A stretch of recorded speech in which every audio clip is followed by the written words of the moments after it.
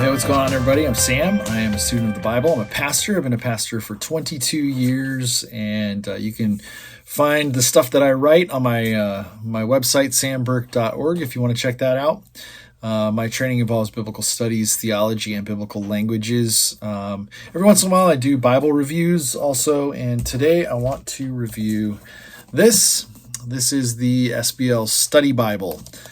It is the New Revised Standard Version Updated Edition of the Bible, and then all of the SBL scholarly study notes in it. It's awesome, but you have to know something right from the beginning, okay? This is not solely a Christian study Bible, okay? So if you're looking for a study Bible that's going to be something to enhance your church experience, that kind of stuff, or help you with, hey, the pastor said this, but let's look up some of the, this is not going to be that, okay? This is probably going to be more suited for people who are doing academic study of the Bible, academic work. It's really, really focused towards that. And it says it right from the beginning, okay? So if you open up, even the back, like if you go to the back cover right here, it says the Society of Biblical Literature is the oldest and largest learned society devoted to the critical investigation of the Bible. That's what this study Bible is about. It's the critical investigation of the Bible. They're going to have critical scholarly notes all throughout it, all right? So just you need to know that going into it, because you might think, well, why are these people writing this in the Bible? It's because it's the academic study of the Bible. It's the critical look at the Bible. Okay, so right from the beginning, when you open it up, they state, and I'm gonna put it up down here at the bottom here. They state the purpose of why they did what they did. Okay, let me get to the right page here, where it states, like, this is what this Bible is for. There's contents, the guide to the study Bible. Here it says, so what does this study Bible include? And here's the important thing that you need to know. Right from the beginning, they say this. They're not trying to trick anybody, whatever. They just say this. The SBL Study Bible does not expect readers to have any particular religious commitment. Readers from all religion or no religion at all are welcome to join in the conversation about these ancient texts. No prior knowledge is assumed. Because of this, the SBL Study Bible includes texts considered sacred by both Jews and various groups of Christians. And so this is the most ecumenical thing, study Bible, that you're probably going to find. And so right from the beginning, you just need to know that's their goal, that's their aim. They're not trying to go into one particular strand of any kind of religious experience. You can have no religious experience, all just what does it look like to read the Bible in an academic way. Okay, so you're going to see that over and over again in the notes and little side things, all that kind of stuff. Now, there's a couple things that I wanted to talk about, just the physical things about this Bible. Number one, the biggest downside that I've found, and this has been talked about a lot by people who review this, is the ghosting. And I'm going to put a video up here that I took, just kind of showing through it. The pages are super, super thin in this Bible. And if you have any kind of thick text behind the text, or on the page behind it, or in the secondary or third page behind it, it shows through pretty bad. And unless you have really bright lighting, the ghosting in these pages is really, really bad. It becomes pretty hard to read sometimes. And so you need to know that going into this, that's the case, okay? The other thing that I think is kind of a cool thing is that every single book of the Bible and every section of the Bible has these notes that are written by several different scholars, Bible scholars, and they are very helpful in understanding the academic study of the Bible. They may be very different than what you are accustomed to if you're not accustomed to the academic study of the Bible, and so you need to be aware of that. They may challenge you a little bit, push you in some ways that maybe you're not comfortable with. But you just need to know that walking into it, that this is very much a ecumenical academic study of the Bible presented study Bible. So here's what I would say. If here's a good test for you if you want to know if this could be a study Bible that you would enjoy. I would just head over to Dan McClellan's YouTube page and watch his videos for like a good 2 weeks straight. If you find yourself intrigued by what he has to say, and you find yourself going, "Oh, I always wondered about that," or "Oh, yeah, I agree with that," or "Oh, that's something good to think about," this might be a study Bible for you. If you go to his page and you're trying to like come up with arguments as to why he's wrong and you're right, this Bible may not be for you. Okay, just do the homework. Just go watch his videos for a while and see when he talks about the academic consensus, when he talks about all of the things there. See how you feel after watching his videos for a couple weeks. And if you feel like you need to argue against him because you feel like he's wrong and you're right, this study Bible is going to be super frustrating for you. Okay. But if you're interested in the academic side of biblical studies, this might be a really good resource for you. And I'm using it as a resource, not as my only study Bible. Okay. So that's something that you also need to know. The other thing we want to talk about here is the fact that it uses the new NRSVUE, the updated edition. All right. I thought I would change up my camera position to talk about the NRSVUE. Some people are raving about it and some people really don't like it. And so I want to try to offer a very fair approach to the NRSVUE. I love the NRSV, okay? And so as I look at the UE, I'm seeing things that I love and things that kind of annoy me sometimes. But let's talk about it. I think what the NRSVUE is trying to do is three things. Number one, I think they are trying to render as faithfully as they can a literal sense from the Hebrew, from the Aramaic, from the Greek, straight to English. Okay, I think that they're trying to do that for the most part. There are two places, and this is the other two things. There are two different areas where they don't. One is where culturally, where we have words that are not inclusive gender-wise, that in our culture should be more inclusive gender-wise. So, for example, in the New Testament, when you have the words adelphoi or adelphi, which means brothers in Greek, it's a masculine plural word. In that setting, brothers meant everybody.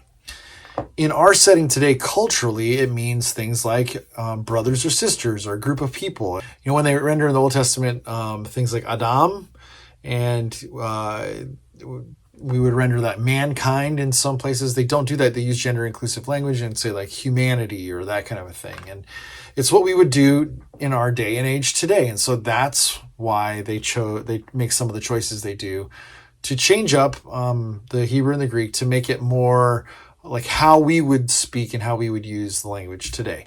I do understand that there are some translations out there that don't do that anymore. I think the NIV 2011 does it really well. I think the NASB 2020 does it halfway there.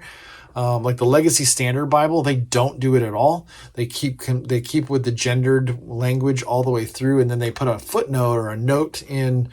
They put the footnote that says brothers and sisters sometimes, or humanity or whatever. But then they put in there, I think it's a thing that you can get to digitally that says, you know, we kept the rendering the way it is from the Greek to the English, but pastors are able to make the choice of how they want to do that, which I appreciate for the Legacy Standard Bible. I also think I also have taken exception with it in a couple different places. Number one, if the pastor or teacher or whoever it is does not have a good understanding of the languages, and does not really utilize footnotes very well, they're going to literalize this stuff, and it can be very damaging to people. And then also, if there's lay people who don't understand the Greek, Hebrew, Aramaic, all that kind of stuff, and maybe try and check out the footnotes, but I'm trying to figure this out. They're going to have a rougher time. And so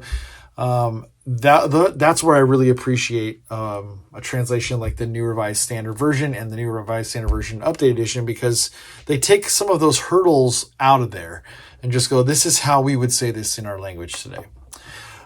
They also try to render, like I said, the Hebrew and the Greek as specifically as they possibly can into the text. I'm going to show that through Genesis 1:1. And sometimes they take liberties and try to, when it's unclear what the Greek word means, what the Hebrew means, they take liberties of interpretation. And we're going to see that. And actually, this is the interpretation that they took a liberty with. Kind of irked some people. And I don't think it's the best translation of it, and so we'll get to that. But let's look at Genesis 1:1 and how they translated it. And then I'm going to talk through the Hebrew and why they did what they did. Okay, so Genesis 1:1 says this in the NRSVUE. Normally, like the traditional way, it's, in the beginning, God created the heavens and the earth. The NRSVUE translates it like this: when God began to create the heavens and the earth. That's very different. The traditional way is what's called an independent clause. This is what's called a dependent clause.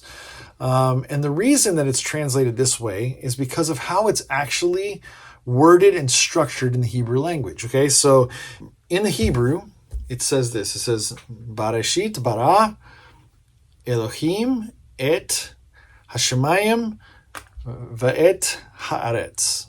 And what we're looking at is that first word there. That's Barashit. And here's what we know about this word. Okay, so Bereshit is in the it's in the construct. Barashit is in the construct state. It's not in the definite state. And the definite state would have a different ending on it. It would be Barashona. It would not be Bereshit. Bereshit is in construct, meaning that it cannot be its own definite thing. It cannot be its own dependent clause. It has to be an independent clause. It's in the beginning of something. In the beginning when. That would be the way that you would translate that. So the literal translation in the construct would be, in the beginning when created God the heavens and the earth. And that's just real clunky. And so instead what they decided to do was to say when God began to create the heavens and the earth. The other way that we know that that word Barashit is in the construct state, and the reason it's a dependent clause and not an independent clause is because at the beginning there you'd see the beit at the very beginning. I can show you. Here you would see, there it is, the beit at the front end. And underneath it, what you see, instead of the kametz, which would be bereshit with a long A, you see what's called a schwa underneath it. And that schwa is a vocal schwa, which means ba. And so you see barashit. And that those two little dots under there help us understand and give us a clue that this is not an independent clause itself. It's a dependent clause. And it's dependent upon what comes behind it. And what comes behind it is when God began to create the heavens and the earth was completely chaos. It was completely chaotic. It was complete chaos. And the darkness covered the face of the deep, while the wind from God swept over the face of the waters. This is like an introductory statement. This is not like in the beginning God created the heavens and the earth. And then this next statement, and then this next statement. It's more like all of this is connected together as the introduction. When God began to create, this is the state of things, and then this is what he said in verse 3. This is when the creation accounts began. Okay, so it's a more literal translation in the NRSVUE. Okay, that's important to know. The other side of it is. The big ones that everybody's talking about is 1 Timothy chapter 1, verse 10, and then 1 Corinthians chapter 6, okay? So here's what we need to know about 1 Timothy 1:10. We're going to encounter a word here that's important for us to understand in the Greek, okay? And they translate it a certain way, and I think the way they translate this word in 1 Timothy is actually good, but the way that they translate another word in 1 Corinthians makes it very different feeling, okay? So 1 Timothy chapter 1, verse 10 says this. It says, let's start verse 9. This means understanding that the law is laid down not for the righteous, but for the lawless and disobedient, for the godless and sinful, for the unholy and profane, for those who kill their father or mother, for murderers, the sexually immoral, men who engage in illicit sex, slave traders, liars, perjurers, and whatever else is contrary to the sound teaching that conforms to the glorious gospel of the blessed God with which I was entrusted. Now, let's open up the Greek text here. I can show you what is actually said there in the Greek language and how it's being translated, okay? 1 Timothy 1:10.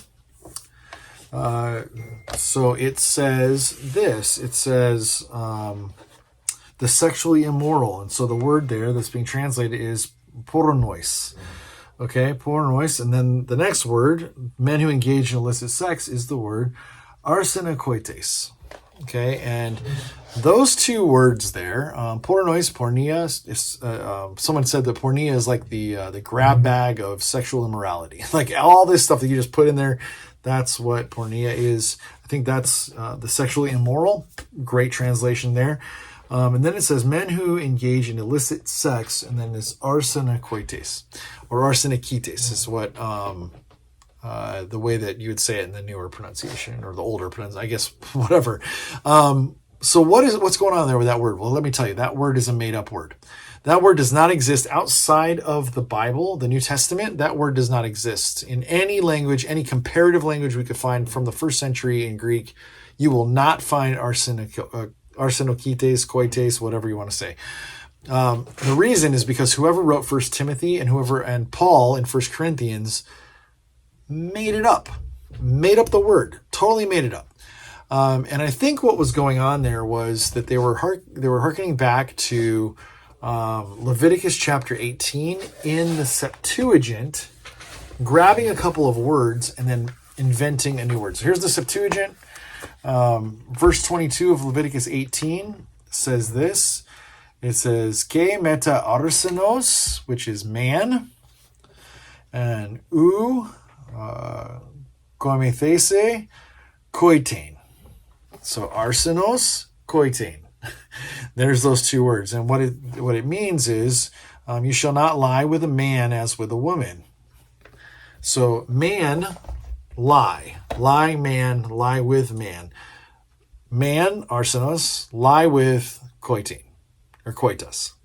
Okay, and so Paul in 1 Corinthians and here in 1 Timothy, if we're going to accept that Paul is the one who wrote it, takes those two words, man and lie with, and puts them together, arsenokoitas, men who are lying with somebody.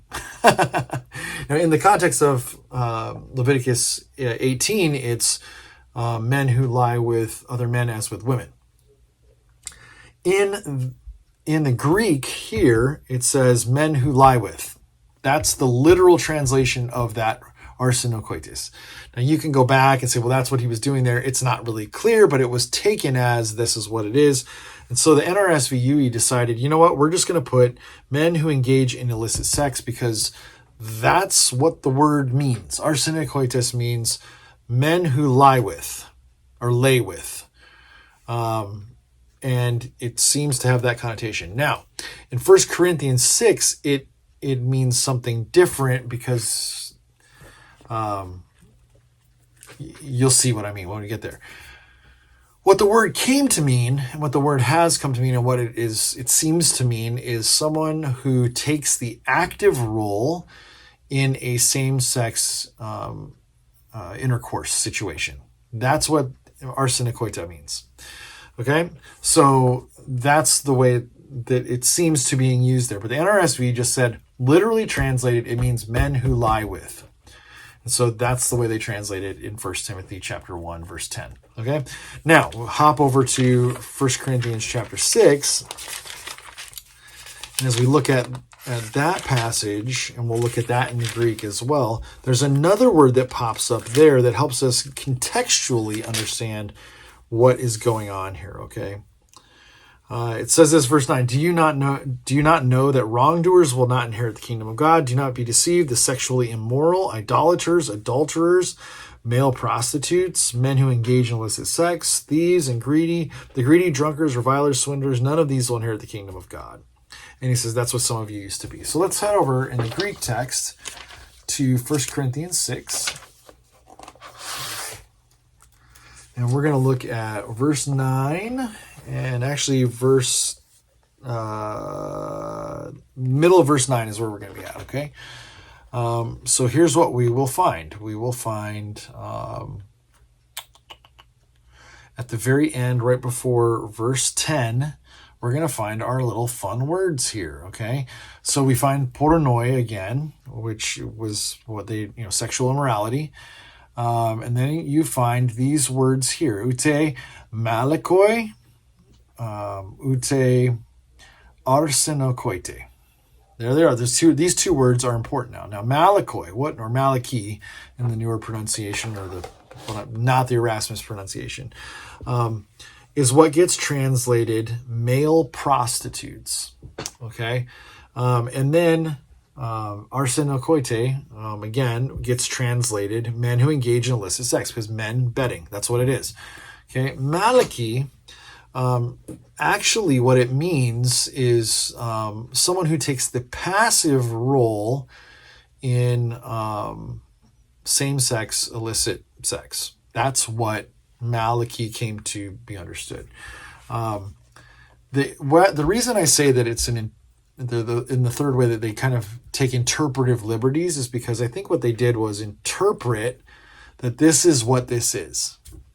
Instead of going, well, this is just word for word what it says. It's like, this is what it means. We think it means in the context in the first century was these male prostitutes that they would go to and engage in this kind of stuff. And then, of course, men who engage in illicit sex is the next one. But these two are actually together in this one. So it becomes a little more clear what Paul's talking about in 1 Corinthians 6. 1 Timothy, not as clear, and so translated in a certain way. So they were consistent in the way they translated arsenokoite. But malaki, they took a little bit of a liberty as to how they translated that. And so you kind of do that with, what you will. For the most part, though, the SBL Study Bible and the NRSVUE, for me, for the most parts, are really good formal equivalent translation that I like to use. I'm trying to figure out if I like the NRSV better. And I'm glad I have my Greek text and my Hebrew text with me, just to kind of check on some of this stuff anyway. So that's the SBL Study Bible. Hopefully this was helpful for you. Like, subscribe, comment. I'd love to read your comments and interact with you in the comment section, and I'll see you in the next video.